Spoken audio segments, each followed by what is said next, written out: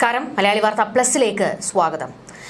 കഴിഞ്ഞ 2 ദിവസം മുൻപ് നമ്മൾ കേട്ട ഞെട്ടിപ്പിക്കുന്ന ഒരു വാർത്തയുണ്ടായിരുന്നു പാകിസ്ഥാനിൽ നിന്ന്. അതായത് പാകിസ്ഥാന്റെ മുൻ പ്രധാനമന്ത്രി ഇമ്രാൻഖാൻ റാവൽപിണ്ടിയിലെ ആദിയാല ജയിലിൽ കൊല്ലപ്പെട്ടു എന്നുള്ളൊരു വാർത്തയായിരുന്നു. പിന്നീട് അതിനുശേഷം പാകിസ്ഥാനിൽ വലിയ രീതിയിലുള്ള കലാപങ്ങളും ആഭ്യന്തര പ്രശ്നങ്ങളും ഉടലെടുക്കുന്നതായിരുന്നു. അതായത് ഇമ്രാൻഖാന്റെ പാർട്ടി PTI വലിയ ഒരു പ്രതിഷേധ റാലിയും അതുപോലെ തന്നെ സമരങ്ങളും പ്രതിഷേധങ്ങളും ഒക്കെ ആളിക്കത്തിക്കുന്ന ഒരു സാഹചര്യം.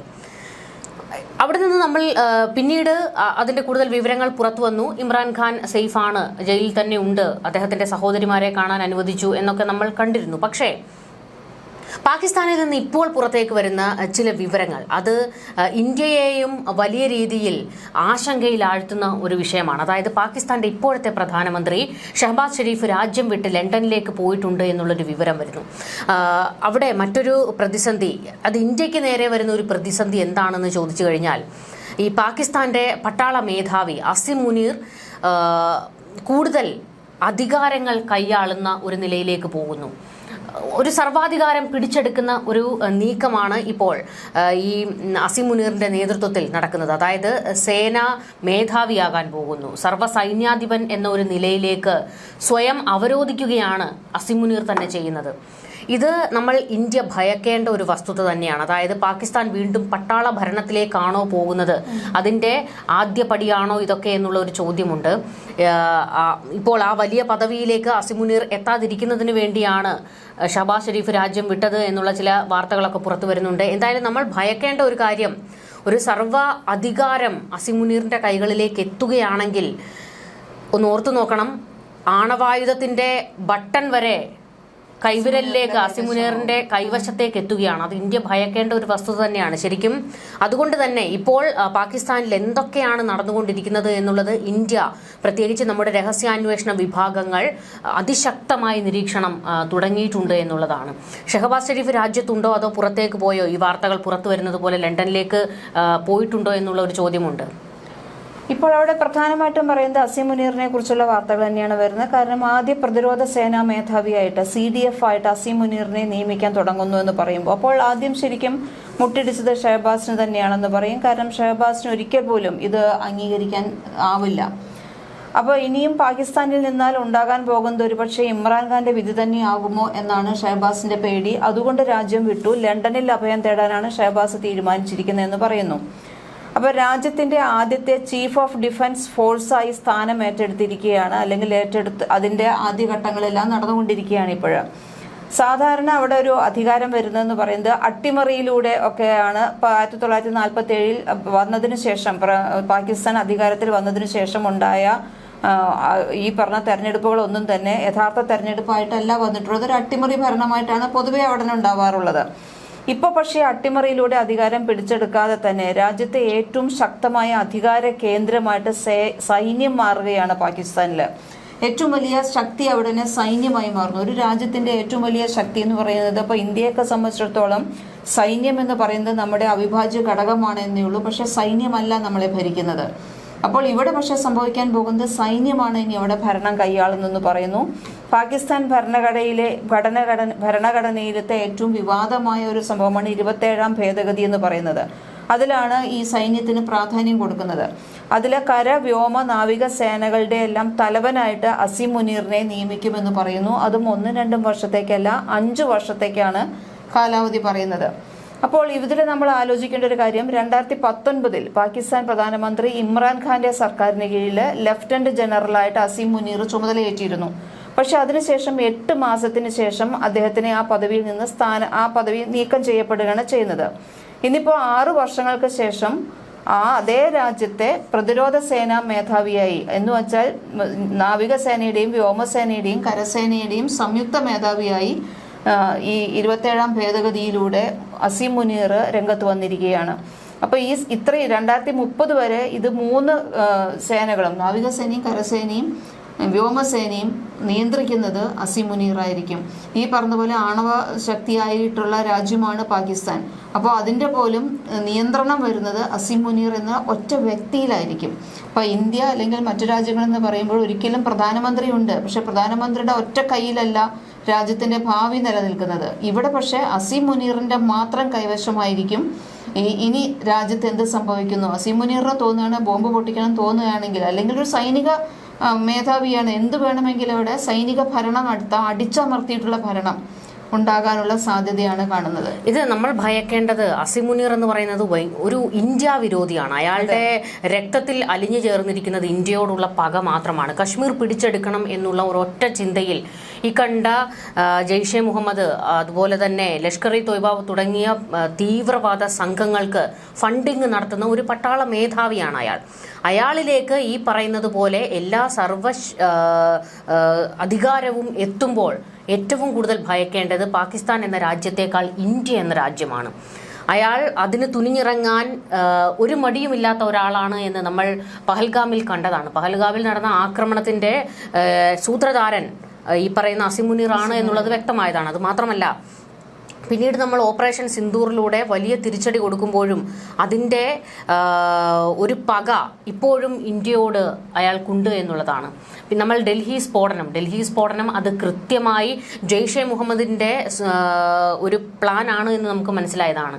ജെയ്ഷെ മുഹമ്മദിന് വേണ്ടി ഫണ്ടിങ് നടത്തുന്ന ഒരു സംഘമായിട്ട് ഈ പാകിസ്ഥാൻ പട്ടാളം മാറിയിട്ടുണ്ട്. അപ്പോൾ അത്തരത്തിൽ ഒരു ഇന്ത്യ വിരോധം കൊണ്ട് നടക്കുന്ന അസീം മുനീറിനെ പോലെ ഒരാളുടെ കൈകളിലേക്ക് ഈ ഭരണം എത്തുന്നു. ഇപ്പോൾ നമ്മൾ പറയുന്ന കരനാവിക വ്യോമസേനകളുടെ അധികാരം മാത്രമല്ല ഇയാൾ പിടിച്ചെടുക്കാൻ ശ്രമിക്കുന്നത്, രാജ്യത്തിന്റെ പൂർണ്ണമായ ഒരു അധികാരം കൈകളിലേക്ക് എത്തിക്കാനുള്ള ഒരു നീക്കം, അതാണ് ഇപ്പോൾ നടന്നുകൊണ്ടിരിക്കുന്നത്. ഇതിനു മുൻപ് നമ്മളിവിടെ കാണേണ്ട ഒരു വസ്തുതയുണ്ട്. അതായത് ഈ പഹൽഗാമിൽ ആക്രമണം നടത്തിയതിനു ശേഷം ഓപ്പറേഷൻ സിന്ദൂറിന് നമ്മൾ തുടക്കം കുറിക്കുമ്പോൾ നവാസ് ഷെരീഫ്, അതായത് ഷഹബാസ് ഷെരീഫിന്റെ സഹോദരൻ നവാസ് ഷെരീഫ് ഷഹബാസ് ഷെരീഫിന് കൊടുത്ത ഒരു മുന്നറിയിപ്പുണ്ട്. എത്രയും പെട്ടെന്ന് ഇന്ത്യയുമായിട്ടുള്ള ഇപ്പോൾ നടന്നുകൊണ്ടിരിക്കുന്ന വാഗ്വാദങ്ങൾ അവസാനിപ്പിക്കുക, ഒരു യുദ്ധത്തിലേക്ക് അത് പരിണമിക്കരുത്, ആ യുദ്ധം ഉണ്ടായി കഴിഞ്ഞാൽ പാകിസ്ഥാൻ സർവനാശമായിരിക്കും നേരിടാൻ പോകുന്നത് എന്നുള്ളൊരു മുന്നറിയിപ്പ് കൊടുത്തിരുന്നു. കാരണം നമുക്കറിയാം, പർവേസ് മുഷറഫിന്റെ കൈകളിലേക്ക് പാകിസ്ഥാന്റെ ഭരണം എത്തുന്ന ഘട്ടത്തിലായിരുന്നു നവാസ് ഷെരീഫിനെ തുറുങ്കിലടയ്ക്കുന്നത്. അതിന് ശേഷം പിന്നീട് നവാസ് ഷെരീഫ് അവിടെ നിന്ന് രക്ഷപ്പെടുകയും രാജ്യത്തിന് പുറത്തേക്ക് പോകുകയും പിന്നീട് പ്രതിസന്ധി ഘട്ടങ്ങളെല്ലാം കഴിഞ്ഞതിന് ശേഷമാണ് രാജ്യത്തേക്ക് തിരികെ വരുന്നതുമൊക്കെ. ഇപ്പോൾ അതേ ഒരു അവസ്ഥയിലേക്ക് ഷഹബാസ് ഷെരീഫിന്റെയും കാര്യങ്ങൾ എത്തുന്നു. അതായത് അധികാരം പൂർണ്ണമായും തന്റെ കൈകളിലേക്ക് എത്തണം എന്നുള്ള ഒരു തിട്ടൂരത്തിൽ അസീം മുനീർ നിൽക്കുമ്പോൾ തന്റെ മുൻപിൽ വിലങ്ങുതടിയായി നിൽക്കുന്നത് എന്തും അയാൾ വെട്ടിമാറ്റാൻ ശ്രമിക്കും. അപ്പോൾ അയാൾക്ക് മുന്നിലുള്ള ഒരേ ഒരു വെല്ലുവിളി ഷഹബാസ് ഷെരീഫാണ്. ഷഹബാസ് ഷെരീഫിനും ഈ പറയുന്നത് പോലെ തന്നെ ഇമ്രാൻഖാന്റെ അതേ ഗതി തന്നെയായിരിക്കും വരാൻ പോകുന്നത്. തുറുങ്കിലടക്കപ്പെടുകയായിരിക്കും. അങ്ങനെ ഒരു സാഹചര്യമായിരിക്കും ഉണ്ടാകാൻ പോകുന്നത്. ഇപ്പോൾ ഈ പറയുന്ന പോലെ തന്നെ പാകിസ്ഥാൻ തഹ്രീഖ് ഇൻസാഫ് എന്ന് പറയുന്ന PTI എന്ന ഇമ്രാൻഖാന്റെ പാർട്ടി വലിയ ഒരു പ്രതിഷേധം അവിടെ നടത്തുന്നുണ്ടെങ്കിലും അതിനെയെല്ലാം പട്ടാളത്തെ ഇറക്കി അട്ടിമറിക്കുന്ന, അവരെ അടിച്ചമർത്തുന്ന ഒരു നീക്കമാണ് ഇപ്പോൾ പാകിസ്ഥാനിൽ അവിടുത്തെ പട്ടാളം സ്വീകരിച്ചുകൊണ്ടിരിക്കുന്നത്. അതുകൊണ്ട് തന്നെ ഷഹബാസ് ഷെരീഫിനെയും തുറുങ്കിലടയ്ക്കുകയാണെങ്കിൽ അവിടെ ചോദ്യം ചെയ്യപ്പെടാൻ ആരും അതൊന്നും ചോദിക്കാനില്ല. അവർക്ക് പട്ടാള ഭരണത്തിൽ എന്തും കാണിച്ചു കൂട്ടാം എന്നുള്ള ഒരു നിലയിലേക്ക് കാര്യങ്ങൾ എത്തും. അങ്ങനെയാണെങ്കിൽ ഈ പറയുന്നത് പോലെ തന്നെ കശ്മീർ പിടിച്ചടക്കുന്നതിനു വേണ്ടി വീണ്ടും അസീം മുനീറിന്റെ നേതൃത്വത്തിൽ വലിയ കളികൾ ഇന്ത്യയിൽ നടക്കുമെന്നുള്ളത് നമ്മൾ ഭയപ്പെടേണ്ട വസ്തുത തന്നെയാണത്. നമ്മൾ ഏറ്റവും ശക്തമായ രാജ്യമാണ്. നേർക്ക് നേർ വന്നാൽ പാകിസ്ഥാന് നമ്മുടെ മുൻപിൽ മുട്ടുവിറക്കേണ്ടി വരും. നിവർന്നു നിൽക്കാൻ പോലും കഴിയില്ല. അതൊക്കെ ശരി തന്നെയാണ്. പക്ഷേ പിന്നിൽ നിന്നുള്ള ഒരു അടിയാണെങ്കിൽ നമ്മൾ അതിനെ എങ്ങനെ നേരിടുമെന്നുള്ളൊരു ചോദ്യമുണ്ട്. അതുകൊണ്ട് തന്നെ ഇപ്പോഴത്തെ ഈ ഒരു സാഹചര്യത്തെ ഭയക്കേണ്ടത് വളരെ അത്യാവശ്യമാണ്. അതുകൊണ്ട് തന്നെയാണ് IB പോലെയുള്ള നമ്മുടെ സംഘങ്ങൾ നിരീക്ഷണം ശക്തമാക്കിയിരിക്കുന്നത്, പാകിസ്ഥാനിൽ എന്ത് നടക്കുന്നു എന്നുള്ളത്. നമ്മൾ ഏറ്റവും ഭീതിതമായ ഒരു അവസ്ഥയിലൂടെ ആയിരുന്നല്ലോ ഇമ്രാൻഖാൻ മരണപ്പെട്ടു എന്നുള്ള വാർത്ത പുറത്തു വന്നതിന് പിന്നാലെ നടന്നത്. അതായത് ഇമ്രാൻഖാന്റെ സഹോദരിമാരെ നിലത്തിട്ട് വലിച്ചിഴയ്ക്കുന്ന സാഹചര്യങ്ങളൊക്കെ പാകിസ്ഥാനിൽ ഉണ്ടായിരുന്നു. ഇമ്രാൻഖാൻ എന്ന് പറഞ്ഞു കഴിഞ്ഞാൽ മുൻ പ്രധാനമന്ത്രിയായിരുന്നു. പാകിസ്ഥാന്റെ തെഹ്രീക്ക് ഇൻസാഫ് PTIയുടെ സ്ഥാപകനുമാണ്. പക്ഷേ എങ്കിൽ പോലും 2022 ഏപ്രിലിലാണ് ദേശീയ അസംബ്ലിയിൽ വിശ്വാസ വോട്ടെടുപ്പ് നടത്തിയത്. ഈ വിശ്വാസ വോട്ട് പാകിസ്ഥാനിൽ വിശ്വാസ വോട്ട് ഏർപ്പെടുത്തിയപ്പോൾ പരാജയപ്പെട്ടു. ആ പാകിസ്ഥാന്റെ ചരിത്രത്തിൽ അവിശ്വാസ പ്രമേയത്തിലൂടെ പുറത്താക്കപ്പെടുന്ന ആദ്യത്തെ പ്രധാനമന്ത്രിയാണ് ഇമ്രാൻഖാൻ എന്നാ പറയുന്നത്. 73 വയസ്സായിട്ടുണ്ട്. ഇപ്പോൾ 2023 ഓഗസ്റ്റ് മുതൽ ജയിലിലാണ്. അതിനുശേഷം റാവൽപിണ്ടിയിലെ അടിയാല ജയിലിലേക്ക് മാറ്റി. 1 മാസത്തിലേറെയായിട്ട് ഇദ്ദേഹത്തെ കാണാൻ ആരെയും അനുവദിച്ചിട്ടില്ല എന്നാണ് ഇമ്രാൻഖാന്റെ കുടുംബം പറയുന്നത്. ജീവിച്ചിരിക്കുന്നതിന് തെളിവുകളും ഉണ്ടായിട്ടൊന്നും തന്നെയില്ല. കാരണം 1 മാസമായിട്ട് ജീവിച്ചിരിക്കുന്നില്ല എന്ന് പറയുമ്പോൾ ജീവിച്ചിരിക്കുന്നുണ്ട് എന്ന് പട്ടാളം പറയുന്നുണ്ട് എങ്കിൽ പോലും പക്ഷെ അദ്ദേഹത്തിനെ കാണാനോ എന്തെങ്കിലും സംസാരിക്കാനോ ഒന്നും തന്നെ സാധിച്ചിട്ടില്ല. ഈ പറഞ്ഞതുപോലെ ബന്ധുക്കൾക്കൊന്നും തന്നെ അകത്ത് കയറി കാണാൻ സാധിച്ചിട്ടില്ല. അവരെല്ലാം നിർബന്ധമായി പിടിച്ചു മാറ്റുന്ന ഒരു ഇതാണ് ഉണ്ടായിട്ടുള്ളത്. അപ്പോൾ പൊതുവെ പാകിസ്ഥാനിലെ കാര്യങ്ങൾ പറയുമ്പോൾ തന്നെ നമുക്കറിയാവുന്നതാണ്, അവിടുത്തെ ജനങ്ങൾക്ക് ഇതൊന്നും അത്ര പുതുമയുള്ള കാര്യമല്ല. കാരണം ഇവരെയെല്ലാം അട്ടിമറിയിലൂടെയും ഹൈബ്രിഡ് ഭരണവും പേരിന് മാത്രമുള്ള സിവിലിയൻ സർക്കാരുമാണ് ഏത് കാലത്തും പാകിസ്ഥാനിൽ ഉണ്ടായിട്ടുള്ളത്. അപ്പോൾ ജനാധിപത്യത്തിന്റെ കല്ലറയിൽ ആണി തറയ്ക്കുക എന്നുള്ള ഒരു സംഭവത്തിന്റെ അവസാനത്തെ ആണിയാണ് ഇനിയിപ്പോൾ തറയ്ക്കാൻ പോകുന്നത്. അസീം മുനീറാണ് അത് ആ ആണിയായിട്ട് വരാൻ പോകുന്നത്. കാരണം ഈ അസീം മുനീറിനെ നിയമിക്കുന്നതുമായി ബന്ധപ്പെട്ട വിജ്ഞാപനം പുറത്തിറക്കാൻ ഇരിക്കെയാണ് ഇപ്പോൾ ഷഹബാസ് ഷെരീഫ് രാജ്യത്ത് നിന്ന് വിട്ടുനിൽക്കുന്നു എന്നാണ് പറയുന്നത്. ലണ്ടനിലേക്ക് പോകുന്നു എന്ന് പറയുന്നുണ്ട്. അത് പ്രധാനമായിട്ടും പറയുന്നത് ആ ഒരു ഉത്തരവ് ഒപ്പിടുന്നതിൽ നിന്ന് മനഃപൂർവ്വം ഒഴിവാകാൻ വേണ്ടിയാണ്, അല്ലെങ്കിൽ ആ ഉത്തരവാദിത്വത്തിൽ നിന്ന് ഒഴിവാകാൻ വേണ്ടിയാണ് ഷഹബാസ് ഷെരീഫ് ഇത് ചെയ്യുന്നതെന്ന് പറയുന്നു. അത് പ്രധാനമായിട്ടും എന്തുകൊണ്ട് അങ്ങനെ ചെയ്യുന്നു എന്ന് വെച്ചാൽ, ഒപ്പിട്ട് കഴിഞ്ഞാൽ അടുത്ത നിമിഷം ഷഹബാസ് ഷെരീഫ് അവിടെ ആരുമല്ല. അസീം മുനീർ എന്താണ് ഇനി ഇദ്ദേഹത്തിനോട് ചെയ്യുക എന്നുള്ളതിനെ കുറിച്ച് പ്രത്യേകിച്ച് ഒന്നും തന്നെ പറയാനും പറ്റില്ല. ഇതാണ് നാഷണൽ സെക്യൂരിറ്റി അഡ്വൈസറി ബോർഡ് മുൻ മെമ്പർ തിലക് ദേവാഷർ തന്നെ പറഞ്ഞിട്ടുള്ളത്. ഇതാണ് കാരണം ഷഹബാസ് ഷെരീഫ് ഇനി അവിടെ എന്തായാലും ഒരു കാരണവശാലും സുരക്ഷിതനായിരിക്കില്ല. ബഹ്റൈനിലേക്കും അവിടുന്ന് ലണ്ടനിലേക്കും പോയി എന്നാണ് പറയുന്നത്. ഇപ്പോൾ ഇദ്ദേഹം ശ്രമിക്കുന്നത് എന്തിനാണെന്ന് വെച്ച് കഴിഞ്ഞിട്ടുണ്ടെങ്കിൽ ഈ 27ാം ഭേദഗതിയിലൂടെ സൈനിക ശക്തി പിടിച്ചെടുക്കുക. ഇതാണ് അസീം മുനീറിന്റെ ഏറ്റവും പ്രധാനപ്പെട്ട ലക്ഷ്യം. അപ്പൊ എന്തിനു വേണ്ടിയാണ് ഈ സൈനിക ശക്തി ഇങ്ങനെ കൈവശപ്പെടുത്തുന്നത് എന്ന് ഉള്ളതാണ് ഒരു സംശയം. ഈ പറഞ്ഞ പോലെ ഇന്ത്യയോടുള്ള ആക്രമണത്തിന് വേണ്ടിയാണോ, പാകിസ്ഥാനിൽ തന്നെ അധികാരം പിടിച്ചെടുക്കുന്നതിന് വേണ്ടിയാണോ, ഇമ്രാൻഖാന്റെയും ഷഹബാസ് ഷെരീഫിന്റെയും എല്ലാം ഭാവി എന്തായിരിക്കും, ഇതെല്ലാം തന്നെ തുലാസിലായിക്കൊണ്ടിരിക്കുന്ന ഈ ഘട്ടത്തിൽ എന്തു വന്നാലും പാകിസ്ഥാനിൽ ഇപ്പോൾ ഇനി നടക്കാൻ പോകുന്നത് നല്ലൊരു കാര്യമായിരിക്കും എന്നുള്ളതിനെ കുറിച്ച് നമുക്ക് ചിന്തിക്കാൻ പറ്റില്ല. ഉറപ്പായിട്ടും. കാരണം പാകിസ്ഥാൻ എന്ന രാജ്യത്ത് നമുക്ക് ഒരു ജനാധിപത്യ മര്യാദകളും പുലർത്താത്ത ഒരു രാജ്യമാണ്. അതായത് അവിടുത്തെ ജനങ്ങൾ പട്ടിണിയിലും പരിവട്ടത്തിലും കഴിയുമ്പോൾ പോലും അവിടുത്തെ ഭീകരവാദത്തിന് വേണ്ടി ഫണ്ടിങ് നടത്താൻ ഒരു സർക്കാർ തുനിഞ്ഞിറങ്ങുന്നു. അതിന്റെ ചാരസംഘടന ISI അതിനുവേണ്ടി നിലകൊള്ളുന്നു. പാകിസ്ഥാൻ പട്ടാളം പോലും ഭീകരവാദത്തിന് പിന്തുണ കൊടുത്ത് മുന്നിൽ നിൽക്കുന്നു. അത്തരത്തിലുള്ള ഒരുപാട് പ്രതിസന്ധികളുണ്ട്. അവരുടെ ആർട്ടിക്കിൾ 243 ഉണ്ട്. ഇത് പരിഷ്കരിക്കും. ഈ നീക്കത്തിലൂടെ ഇനി അവിടെ അത് ഒരിക്കലും അത് പരിഷ്കരിച്ചു കഴിഞ്ഞാൽ പിന്നീട് നമുക്കറിയാം ഭരണഘടനയിൽ ഒരു മാറ്റം വരുത്തി കഴിഞ്ഞാൽ പിന്നെ അത് തന്നെ നിലനിൽക്കും. അങ്ങനെ വന്നു കഴിഞ്ഞാൽ ഇനി പാകിസ്ഥാനിൽ സൈന്യത്തിന്റെ സ്വാധീനമാണ് കൂടുതലുണ്ടായിരിക്കുക. സൈനിക തലവന്മാരിൽ ഏറ്റവും മുതിർന്ന പദവിയായിരുന്ന chairman of joint chief of staff committee എന്ന തസ്തിക ഈ ഭേദഗതിയിലൂടെ ഇപ്പൊ നിർത്തലാക്കിയിരിക്കുകയാണ്. ഇതുവരെ ഉണ്ടായിരുന്ന ഒരു തസ്തികയായിരുന്നു ഇത്. Chairman of joint chiefs of staff committee CJCSC എന്നാണ് പറഞ്ഞിരുന്നത്. ഇതിപ്പോൾ നിർത്തലാക്കിയിരിക്കുന്നു. 1971 ഇന്ത്യയുമായുള്ള യുദ്ധത്തിലെ പരാജയത്തിന് ശേഷം 1976 മുൻ പ്രധാനമന്ത്രി സുൽഫിക്കർ അലി ഭൂട്ടോയാണ് ഈ പദവി ഇതുവരെ ആദ്യം സൃഷ്ടിച്ചിരുന്നത്. CDF സ്ഥാനമേറ്റതോടെ ഈ പദവിയുടെ കാലഘട്ടം ഇപ്പോൾ അവസാനിച്ചിരിക്കുകയാണ്. 27ാം ഭേദഗതിയിലൂടെ കരസേനാ മേധാവിയെ മറ്റ് 2 സേനാ മേധാവികളുടെ മുകളിലേക്ക് ഉയർത്തി. വ്യോമസേനയുടെയും നാവികസേനയുടെയും ഉയരത്തിലായിരിക്കും ഇനി കരസേനാ മേധാവി ഉണ്ടായിരിക്കുക. രാജ്യത്തിന്റെ ആണവായുധ സംവിധാനങ്ങളുടെ പൂർണ്ണ ചുമതല കരസേനാ മേധാവിക്കായി മാറുന്നു. 3 സേനകളുടെയും നിയന്ത്രണം പ്രസിഡന്റിലും ക്യാബിനറ്റിലും ആയിരുന്നെങ്കിൽ ഇതുവരെ ഉണ്ടായിരുന്നത് പ്രസിഡന്റും ക്യാബിനറ്റുമായിരുന്നു. ഇപ്പൊ അത് രണ്ടും മാറി അത് CDFിലേക്ക് മാത്രം മാറും. 1947 രാജ്യം രൂപീകരിച്ചതു മുതൽ പാകിസ്ഥാൻ സൈനിക സിവിലിയൻ ഭരണങ്ങൾക്കിടയിൽ ഏറ്റവും കൂടുതൽ അസ്ഥിരമായി നിൽക്കുന്ന ഒരു സമയമായിട്ടാണ് ഇപ്പോൾ നിലനിൽക്കാൻ പോകുന്നത്. 96 അധികാരം പിടിച്ചെടുത്ത് 2008 വരെ ഭരിച്ച ആളാണ് പർവേസ് മുഷറഫ്. അവസാനമായിട്ട് പരസ്യമായി ഇതുപോലെ തന്നെ ഭരണം നടത്തിയ സൈനിക നേതാവ് മുഷറഫായിരുന്നു.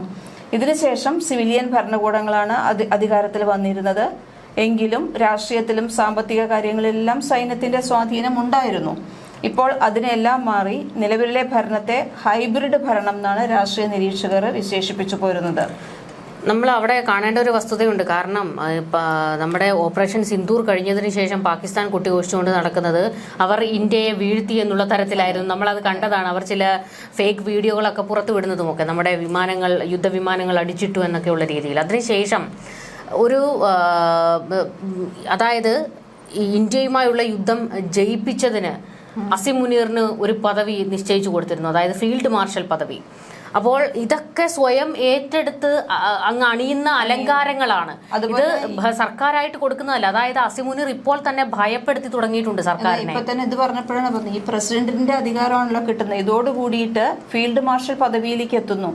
ഇനി മുതൽ അസിം മുനീർ ഏതൊരു നിയമ നടപടിയിൽ നിന്നും ആജീവാനന്ദ പ്രതിരോധം ലഭിക്കും. വ്യോമസേന, നാവികസേന മേധാവികൾക്കെല്ലാം ഇത് ബാധകമായിരിക്കും. അവരെ ഒന്നും തന്നെ ബാധിക്കില്ല. അവരെ ഫീൽഡ് മാർഷൽ ചെയ്യുന്നതിനോ അല്ലെങ്കിൽ അവരെ കുറ്റപ്പെടുത്തുന്നതിനോ അവരെ ചോദ്യം ചെയ്യുന്നതിനോ ആർക്കും സാധിക്കില്ല. ആ രീതിയിലേക്കാണ് ഇപ്പോൾ ഭരണം വരുന്നത്. അതായത് ചോദ്യം ചെയ്യപ്പെടാത്ത ശക്തിയായി അസിം മുനീർ മാറാൻ പോകുന്നു. അവിടെയാണ് നമ്മൾ പറയുന്നത് ഇന്ത്യ എന്ന മഹാരാജ്യം ഭയക്കേണ്ട ഒരു സാഹചര്യം നമുക്ക് മുൻപിൽ ഉയർന്നിരിക്കുന്നു എന്നുള്ളത്.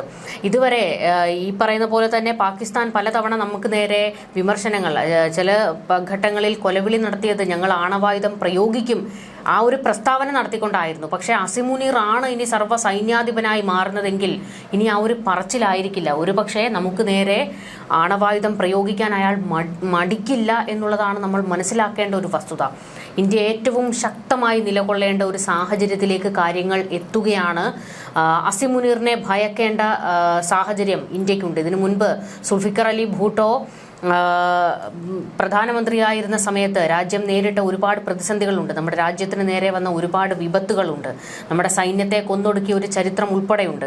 അപ്പോൾ അത്തരത്തിലുള്ള ഒരു സാഹചര്യത്തിലേക്ക് അസിം മുനീർ എത്തുകയാണെങ്കിൽ വീണ്ടും അതേ ഒരു നിലയിലേക്ക് കാര്യങ്ങൾ പോകുമെന്നുള്ളതിൽ ഒരു സംശയവും വേണ്ട. ഭീകരവാദത്തെ വീണ്ടും അതിശക്തമായി വളർത്തിയെടുക്കാൻ അസിം മുനീറിന് കഴിയും എന്നുള്ളതാണ്. കാരണം കിട്ടുന്ന ഫണ്ട് മുഴുവൻ തീവ്രവാദത്തിന് വേണ്ടി ചെലവഴിക്കാനും അയാൾ മടിക്കില്ല. കാരണം ഇങ്ങനെ ഒരു ഇന്ത്യ വിരോധം കൊണ്ട് നടക്കുന്ന ഒരു സൈന്യാധിപന് അല്ലെങ്കിൽ അയാളുടെ മനസ്സിലുണ്ടാകുന്ന ഒരേ ഒരു ചിന്ത ഇന്ത്യയെ ഇല്ലാതാക്കണം. അതിന് ഇടയിൽ സ്വന്തം രാജ്യത്തെ ജനങ്ങളുടെ കാര്യം മറന്നുപോകുന്ന, ഇപ്പോൾ തന്നെ അവിടുത്തെ രാജ്യങ്ങളുടെ അവസ്ഥ വളരെ ജനങ്ങളുടെ അവസ്ഥ പരിതാപകരമാണ്. എന്നാൽ അത് വീണ്ടും പരിതാപകരമാകുന്ന ഒരു സാഹചര്യമാണ് ഇനി ഉടലെടുക്കാൻ പോകുന്നത്. ഷഹബാസ് ഷെരീഫും ഭയക്കേണ്ട ഒരു സാഹചര്യം എത്തിയിരിക്കുന്നു. കാരണം ജീവൻ ആപത്തുണ്ടാകും. ഒരു കൗണ്ട് ഡൗൺ തുടങ്ങിയിട്ടുണ്ട്. അസിം മുനീർ ഇനി ചോദ്യം ചെയ്യപ്പെടാത്ത വ്യക്തിയായിട്ട് ഏറ്റവും പ്രധാനപ്പെട്ട പാകിസ്ഥാനിൽ ഇനി അസിം മുനീറാണ് ഒരു വ്യക്തി. ആ ഒരു രീതിയിലേക്ക് കാര്യങ്ങൾ എത്തുകയാണ്. അതുകൊണ്ട് തന്നെയാണ് എന്തായാലും നമ്മൾ ജാഗരൂകരാണ്. കൂടുതൽ ആശങ്ക ഉണ്ടെങ്കിൽ തന്നെയും നമ്മൾ അതിനെ പ്രതിരോധിക്കാൻ ശക്തമായി തന്നെ നീക്കങ്ങൾ ശക്തമാക്കുമെന്നുള്ളത് നമുക്കറിയാം. കാരണം നമ്മുടെ രാജ്യത്തെ അപകടത്തിലാക്കിക്കൊണ്ടുള്ള ഒരു നീക്കത്തിന് അല്ലെങ്കിൽ നമുക്ക് മുൻപിൽ ഒരു ശത്രു ഉണ്ടെങ്കിൽ അതിനെ തച്ചുടയ്ക്കാൻ കഴിവുള്ള രാജ്യം തന്നെയാണ് ഇന്ത്യയെന്ന് ഇന്ത്യ തെളിയിച്ചു കഴിഞ്ഞതാണ്. അപ്പോഴും നമുക്ക് ഭയക്കേണ്ടത് ഈ പിന്നിൽ നിന്ന് വരുന്ന അടികളാണ്. അത് നമ്മൾ തീർച്ചയായിട്ടും പ്രതിരോധിക്കും. കൂടുതൽ ചർച്ചകളുമായി കാണാം. നമസ്കാരം. മലയാളി വാർത്താ plus, like, share and subscribe.